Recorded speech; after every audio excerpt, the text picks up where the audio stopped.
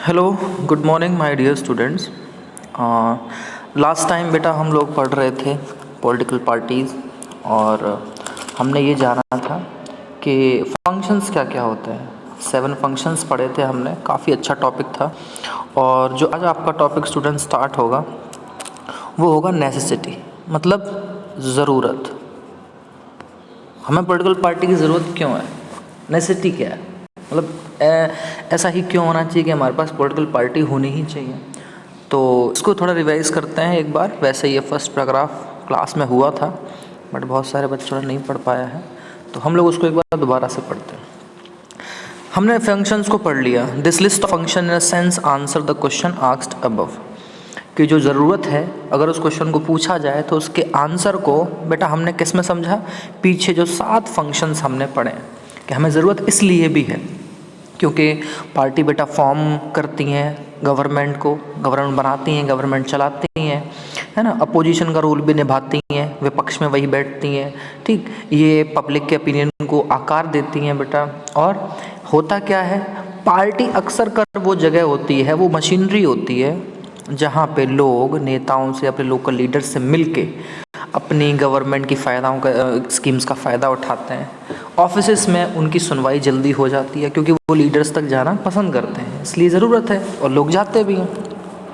We need political parties because perform all these functions. वो जो 7 functions आपने पढ़े हैं, है कि नहीं, इन्हीं फंक्शंस को ये परफॉर्म करती हैं, निभाती हैं पार्टियाँ, इसलिए हमें ज़रूरत है।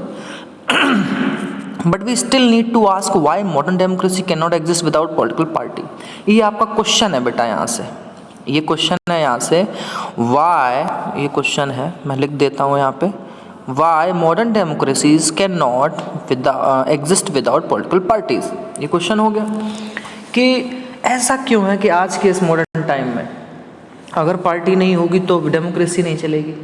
तो एक सिंपल सा आंसर ये है कि सर डेमोक्रेसी का मतलब है लोकतंत्र, यानी कि लोग वोट डालें और चुने। तो जब चुनेंगे ही नहीं, वोट नहीं डालेंगे तो क्या फ़ायदा है। ये काम कौन करेगा, गवर्नमेंट, अपोजिशन में कौन बैठेगा फिर। और ये सब हम ही लोग करते हैं क्योंकि सर हम जिसको हरा देंगे, वोट नहीं देंगे, वो अपोजिशन में बैठ जाएगा, पार्टी जिसको जिताएंगे वो बैठेगा, ठीक है। अब इन सब चीज़ों की नेसेसिटी के लिए नीचे हम थोड़ा सा कुछ ग्राफ ध्यान देंगे और कुछ पॉइंट्स आएंगे, उन पर ध्यान दें, ठीक है। ज़रा देखिए आप लोग। We can understand the necessity of political parties by imagining situation without parties. हमें पहले ये इमेजिन करके सोच लेना चाहिए एक बार। मान लीजिए पार्टी नहीं है तो हम चुनेंगे किसे, और जब चुनेंगे नहीं तो गवर्नमेंट कौन चलाएगा। तो ज़रूरत है कुछ ऐसा हो, एक ऐसी जगह हो, एक ऐसा इंस्टीट्यूट हो। वो कौन है, पार्टियाँ, पॉलिटिकल पार्टियाँ जो हमें पसंद है, जो हमारे लिए अच्छा काम कर रही हैं, हम उनको वोट देते हैं। Every candidate in the elections will be independent. मान लो कोई पॉलिटिकल पार्टी नहीं है, सोचो हर कोई इंडिपेंडेंट है, तो इंडिपेंडेंट तो ढेर सारे खड़े हो जाएंगे, किसे वोट दो। और उसका भरोसा क्या है, क्योंकि वो किसी पार्टी को, किसी आइडियोलॉजी को, किसी काम को रिप्रेजेंट ही नहीं कर रहा, सब अपने अपने में हो जाएंगे। तो हम किसके लिए जवाबदेह बनेंगे, हम किससे कह सकेंगे साहब आपने काम नहीं किया। क्योंकि एक पार्टी काम करती है तो हम वोट दे के वापस ले आते हैं, जो नहीं करती उसे हटा देते हैं। लेकिन जब सब इंडिपेंडेंट होंगे, निर्दलीय लड़ेंगे, तो हम किसे हराएंगे, किसे जिताएंगे, सब एक जैसे। ये वाली बात हो जाती है। So no one will be able to make any promise to the people about any major policy change. एक चीज़ ये होती है कि जब बेटा कोई बहुत बड़ा मेजर पॉलिसी चेंज अगर लाना होगा तो कोई भी कैंडिडेट बेटा प्रॉमिस नहीं कर सकता। पता है क्यों, क्योंकि वो निर्दलीय है, उसके ऊपर कोई उसका बड़ा पार्टी का लीडर नहीं है, उससे भी ऊपर कोई पार्टी का अध्यक्ष नहीं है। जो पार्टी अध्यक्ष पार्टी के बड़े लीडर तय करते हैं, छोटे नेता भी तो उसी दिशा में काम करते हैं। जब उनका कोई लीडर ही नहीं होगा तो वो काम किसका करेंगे, उससे तो सिर्फ अपना फायदा देखेगा, ठीक है। The government may form but is utility will remain uncertain. Government तो बन जाएगी एक बार को।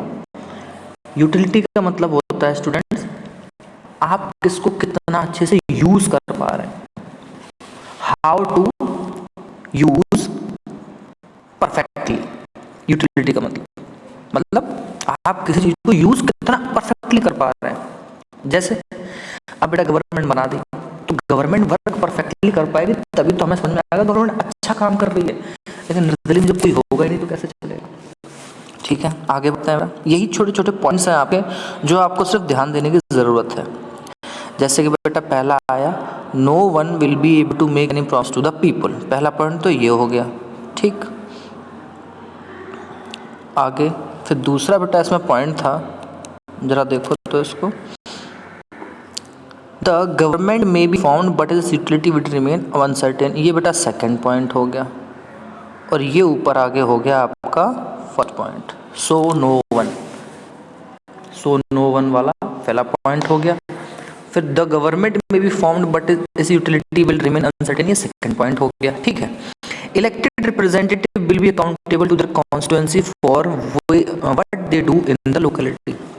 ये तो हमें सबको पता है बेटा कि हमारे यहाँ जो लोकल रिप्रेजेंटेटिव होता है, रिप्रेजेंटेटिव का मतलब हो गया आपके यहाँ जो विधायक है, जो MP MLA है, हाँ, तो वो क्या है, अकाउंटेबल। अकाउंट मतलब क्या होता है, हिसाब किताब करना।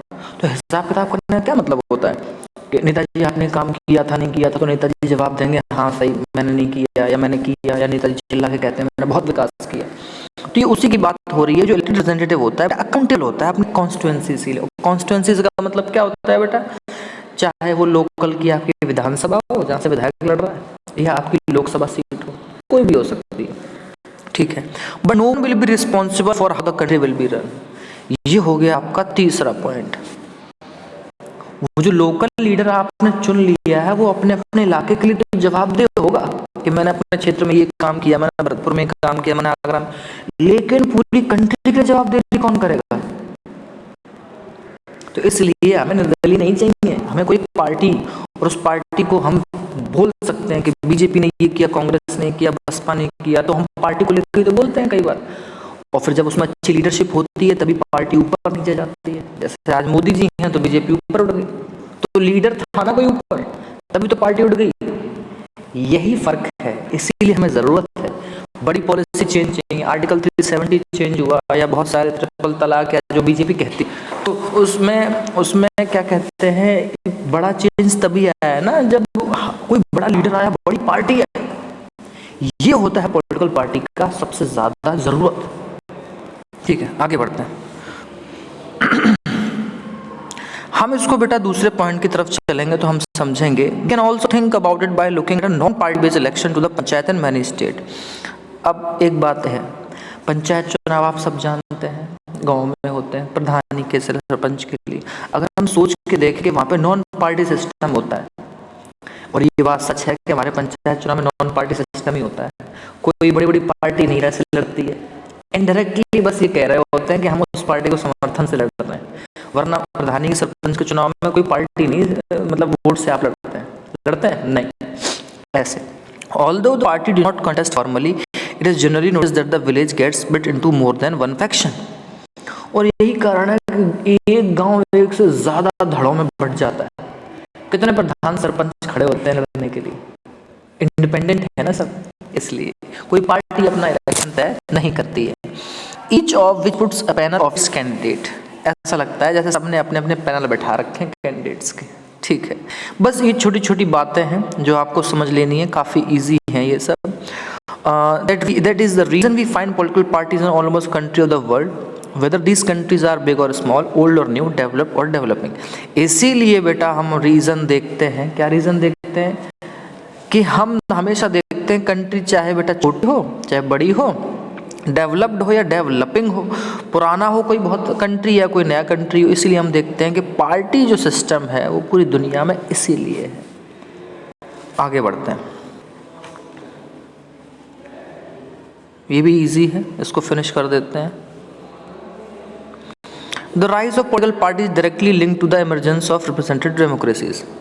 हमारे यहाँ बेटा जैसे जैसे डेमोक्रेसी रिप्रेजेंटेटिव वाली बढ़ती रही, इमरजेंस हुई यानी भर के आई, वैसे ही वैसे पॉलिटिकल पार्टीज डायरेक्टली लिंक होती चली गई। क्यों? लोग वोट देना चाहते हैं क्योंकि हम डेमोक्रेसी हैं, लोकतंत्र है, तो हर कोई अपनी पार्टी बना के खड़ा होने लगा और कहने लगा कि हम बड़ा बदलाव करेंगे, देश के लिए करेंगे। इसलिए जैसे जैसे जिस देश में डेमोक्रेसी आएगी बेटा वहाँ पे पॉलिटिकल पार्टी भी होंगी। As we have seen large society need representative democracy. जितनी बड़ी बड़ी सोसाइटी होती हैं उन सबको डेमोक्रेसी भी चाहिए। क्यों? क्योंकि उन्हें लगता है कोई तो लीडर हमारे सामने ऐसा है जो हमारे लिए काम करे, अगर हम उसे अपना वोट दें तो कम से कम उसे पूछ तो सकते हैं, नेताजी आपने ये काम नहीं किया, ये काम इस तरह बिगड़ गया है, ये सारी चीज़ें अच्छी कीजिए। इसलिए हमें ज़रूरत है ऐसी चीज़ों की। भाई माँ बाप स्कूल में बच्चों को क्यों भेज देते हैं बताओ? स्कूल में आप क्यों भेज दिए जाते हैं? जवाबदेही किसकी बनती है? टीचर्स की। आप जिम्मेदारी भी तो भेजते हैं। इसलिए स्कूल एक ऐसी जगह है जहाँ बात कर सकते हैं प्रिंसिपल से, टीचर से। तो इसलिए स्कूल अच्छे से मेहनत करना शुरू कर चुके हैं, इसलिए स्कूल बातें भी करते हैं। जब आपसे कहते हैं बहुत सारे स्कूल के हमारे यहाँ इस तरह का सिस्टम है, इस तरह का सिस्टम है, तो ठीक आपको इसी तरह से बेटा आपको अपना डेमोक्रेसी पार्टी को समझना होगा। कौन सी पार्टी बेहतरी के लिए काम कर रही है देश के लिए? अरे वो फला पार्टी कर रही है तो ठीक है, लोगों का झुकाव उस तरफ हो जाता है। आपको एजुकेशन कहाँ अच्छी मिल रही है, उस स्कूल में अच्छी होती है तो बच्चे वहाँ चले जाते हैं। तो ये एक हमारे आसपास एक ऐसा माहौल है जिसमें हमें लगता है कि अच्छे चेंज करने, अच्छा बदलाव लाना है, तो वो कौन सी चीज़ है जो हमें बदलाव की तरफ ले जा सकती है? As society became large and complex, ये तो बेटा हम भी जानते हैं कि हमारी सोसाइटी बहुत बड़ी है, बहुत कॉम्प्लेक्स है। कॉम्प्लेक्स सेंस है कि किस तरह अलग अलग जाति, धर्म, भाषाओं के लोग रहते हैं इंडिया में। They also need some agency to gather different view on various issue and represent this to the government. और जितने अलग अलग लोग हैं तो उनको भी तो लगता है कोई हमारे कल्चर को भी बात करे, कोई हमारी भाषा की बात करे, कोई हमारे साउथ की बात करे, तमिल लोगों की बात करे, तेलुगु की बात करे। तो वो इसलिए उनको ज़रूरत है कि उनके मुद्दों को और उनकी उन डिफरेंट आइडियोलॉजी को गवर्नमेंट भी ध्यान दे। जैसे बीजेपी हमेशा हिंदुत्व पर ध्यान देती है तो सारे देश के हिंदुओं को लगता है ये पार्टी हिंदुओं का हित सोचती है। ऐसी बहुत सारी पार्टियां सोचती हैं वो हमारा सोचती हैं, वो हमारा सोचती हैं। तो कहने का मतलब है जो बेल्जियम मॉडल में आपने पढ़ा कि सबका ध्यान दे रहे हैं, चाहे डच हो, चाहे फ्रेंच हो, चाहे जर्मन हो, तो वैसी गवर्नमेंट पूरी दुनिया सब चाहिए। इसलिए पॉलिटिकल पार्टी होनी चाहिए लोगों का भरोसा जीतने के लिए, डेमोक्रेसी को रन करने के लिए। ये सारे पॉइंट थे बेटा। ठीक है, एक यहाँ पे छोटा सा पैराग्राफ दिया है, एक बार ज़रा इसको हम रीड करेंगे। जैसे लास्ट पैराग्राफ है, दे नीडेड, ठीक, दे नीडेड सम वेज, मतलब कौन सी चीज़ों की ज़रूरत है उसको हम देखेंगे फाइनली इस लास्ट पैराग्राफ को। Some ways to bring various representative together so that responsible government could be formed. अगर हम एक साथ बहुत सारे रिप्रेजेंटेटिव्स को, और रिप्रेजेंटेटिव कौन होते हैं हमारे यहाँ, स्टेट लेवल पे विधायक होंगे, कंट्री लेवल पे एमएलए, वो एमपी होंगे, सांसद, अगर ये एक साथ आएंगे तो ये हम लोग गवर्नमेंट के लिए इनकी जिम्मेदारी बना सकते हैं। जब सब मिलके किसी एक चीज़ पे बात करेंगे, सहमत होंगे, गवर्नमेंट चलाएंगे, तो हम कह सकते हैं ना कि नहीं नहीं आपने तो ये वाली बात कही थी, आपने तो वादा तोड़ दिया। तो इसलिए ये एक साथ आना अलग अलग मुद्दों पे अलग अलग लोगों का हमारे लिए इसलिए ज़रूरी है कि गवर्नमेंट भी बनानी, गवर्नमेंट चलानी, लोगों के लिए काम करना है। Need a mechanism to support or restrain the government make policy justify और अपोज दैम। फिर वो एक ऐसा सब मशीनरी डेवलप करते हैं। मैकेनिज्म मतलब सर लॉ बनाएंगे, ठीक है, और लॉ को चेंज भी करेंगे, और सर लॉ को अमेंड भी करेंगे, अमेंड मतलब चेंज करना, और सर इम्प्लीमेंट भी करेंगे, इम्प्लीमेंट मतलब लागू करना। अधिकारी वगैरह इस सारे लोग काम करते हैं। अपोज भी करेंगे, अपोज कौन करेगा? जो विरोध में पार्टियां हैं, विपक्ष में बैठी हैं, उन्हें वो कहेंगे नहीं नहीं ये कानून गलत है। जैसे भी कृषि कानून था बनाया, गलत था, तो बहुत से लोगों ने विरोध किया, गवर्नमेंट को वापस लेना पड़ा। तो अपोजिशन का बहुत महत्व है डेमोक्रेसी में, ठीक है। पॉलिटिकल पार्टीज फुलफिल, और क्या चीज़ करेंगे बेटा पॉलिटिकल पार्टीज, जरा ध्यान दो। Fulfil the need the everyone representative government has. ये पार्टियां वो सारी ज़रूरत के काम पूरे करती हैं जो कि रिप्रेजेंटेटिव को गवर्नमेंट में चाहिए होते हैं, जैसा एक गवर्नमेंट चाहती है। We can say that parties are necessary condition for democracy. अब इन सब पॉइंट्स को पढ़ने के बाद, ऊपर वाले पेज पढ़ने के बाद हम कह सकते हैं सर ये जो सारी शर्तें थी पार्टीज फुलफिल करेंगी, रिप्रेजेंटेटिव गवर्नमेंट भी बनाएंगी, रिस्पॉन्सिबल गवर्नमेंट बनाएंगी, हमारी ज़रूरत है और हमें लॉ बनाना है, पॉलिसी बनाना है, ये सारी चीज़ बनानी है सर, इसलिए हमें ज़रूरत है, हम कह सकते हैं सर हमें पार्टीज़ की बहुत ज़्यादा ज़रूरत है, ठीक। तो ये सारे छोटे छोटे पॉइंट हैं। अब आप देखो यहाँ पे ये फोटोग्राफ्स क्या कह रहे हैं। ये पिक्चर नंबर 1 है बेटा, पिक्चर नंबर 1 कहती है कि ये एक्टिविस्ट हैं बीजेपी महिला मोर्चा के विशाखापट्टनम में महंगाई के विरोध में देखो कैसे कैसे आंदोलन कर रहे हैं। कोई प्याज की माला टांगे है, सिलेंडर रखा है। तो इसका मतलब क्या है, महंगाई बढ़ गई थी उस टाइम पे, तो बीजेपी के कार्यकर्ता जो हैं विरोध कर रहे हैं। तो ये क्या है, प्रेशर डाल रहे हैं गवर्नमेंट पे, महंगाई कंट्रोल करो। महंगाई क्यों नहीं कंट्रोल कर रहे हैं?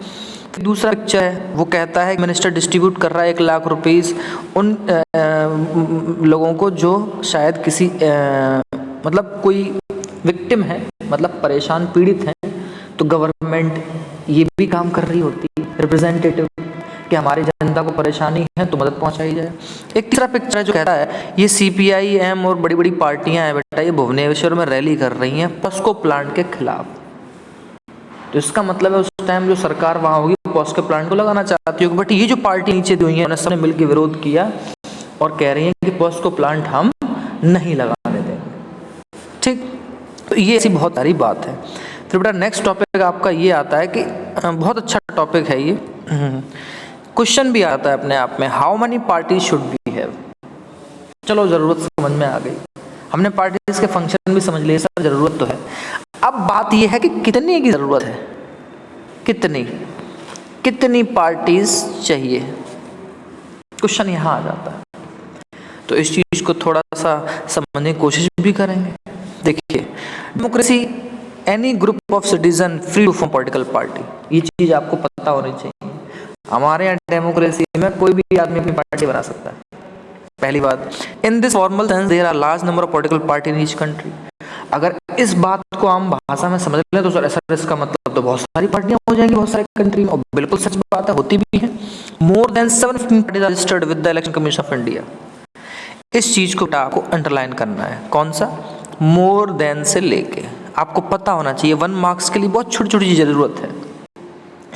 750 पार्टियां हैं सर, लेकिन हम तो कुछ ही जानते हैं, 10-12 मुश्किल से जानते होंगे, या फिर स्टेट लेवल के अलग स्टेट में कोई अच्छी अच्छी पार्टी हो। तो अगर स्टेट को भी ले लें 2-4 करके, फिर भी सर मुश्किल से 100 पार्टियां हो पाएंगी, या तो 750 लिखी है, ठीक है। But not all this parties are serious content in election, ये बड़ी बात है। 750 में सभी सीरियस नहीं है कि इलेक्शन में लड़ेंगे, ऐसे बना दिया है बस, ठीक है। Usually only a handful of parties are effectively in the race to win election from the government. Handful यानी सर मुट्ठी भर पार्टियां हमें दिखती हैं सर जो मजबूत हैं, चुनाव अच्छे से लड़ती हैं और जीतती भी हैं और सरकार चलाती हैं। So question that is how many major effective parties are good for democracy. फिर से क्वेश्चन आ गया, हाउ मेनी मेजर और effective parties are good for democracy. फिर से क्वेश्चन आ गया कि डेमोक्रेसी के लिए कितनी पार्टियां होना अच्छा कहा गया। आंसर ढूंढते हैं। देखिए, यहाँ से आपको कुछ छोटी छोटी चीजें मिलेंगी स्टूडेंट्स, बड़ी इंपॉर्टेंट है। जैसे in some countries only 1 party is allowed to control and run the government, these are called 1 party system. तो बेटा क्वेश्चन क्या आ गया, व्हाट इज 1 पार्टी सिस्टम। ठीक है, 1 पार्टी सिस्टम। आंसर कहाँ है, ये रहा आपके पास। सर 1 पार्टी सिस्टम का मतलब क्या हुआ, जहां पे सर सिर्फ एक ही पार्टी हो, वही चुनाव में लड़ती है, वही गवर्नमेंट चलाती है। तो सर विरोध में कौन होता है, कुछ कोई नहीं होता है। एक तरह से मान लो बस एक ही पार्टी रूल करेगी, वही नियम बनाएगी। जैसे चाइना में कम्युनिस्ट पार्टी, वहां बहुत सी पार्टी हैं, कोई भी जीते सरकार कम्युनिस्ट पार्टी की बनेगी, वहां सिस्टम ही कम्युनिस्ट पार्टी का, 1 पार्टी सिस्टम। तो ये हो गया, वही कंट्रोल करती है बेटा और वही रन करती है गवर्नमेंट्स को। ठीक, अब देखो आगे आते हैं। ये एक मोरल फोर्स एंड पॉलिटिक्स, ये कहानी है बेटा, ये आपके लिए होमवर्क है, मैं आपको बता दूं, ये होमवर्क है, ये वाला पेज, ये आज ही करना है आपको। इस कहानी को रीड करेंगे, इसमें बहुत सारे क्वेश्चन आंसर्स आएंगे जो कि आपको थोड़े समझने होंगे। ये कहानी आपको रीड करनी पड़ेगी, फिर हम देखते हैं आगे। ठीक है, थोड़ा सा आगे बढ़ते हैं। देखिए यहाँ पे क्या है, क्लास 9th में आपने पढ़ा था कि China only the communist party is allowed to rule. इसको अंडरलाइन कर दिए, चाइना वाले पार्ट को नोट्स की तरह है कि चाइना में सर मुझे पता है कम्युनिस्ट पार्टी है, वही रूल करती है, 1 पार्टी सिस्टम है। Although legal speaking people are free to form political parties, वैसे तो सही बात तो यह है कि लोगों को आज़ादी है कि अपनी पार्टी बना सकें। It does not happen because the electoral system does not permit free competition for power. लेकिन समस्या पता है वहाँ क्या है? समस्या ये कि जो वहाँ का इलेक्टोरल सिस्टम है, चुनाव प्रणाली है, वो इजाज़त नहीं देती कि आप पूरी तरीके से चुनाव लड़ सकें। ये तो कह दिया जाएगा पार्टी बना लो, लेकिन चुनाव लड़ने की आज़ादी सबको नहीं है वहाँ चाइना में। We can not consider one party system a good opinion. एक यहाँ से बहुत अच्छा क्वेश्चन डराइव होता है कि why we can't consider one party system as a good opinion.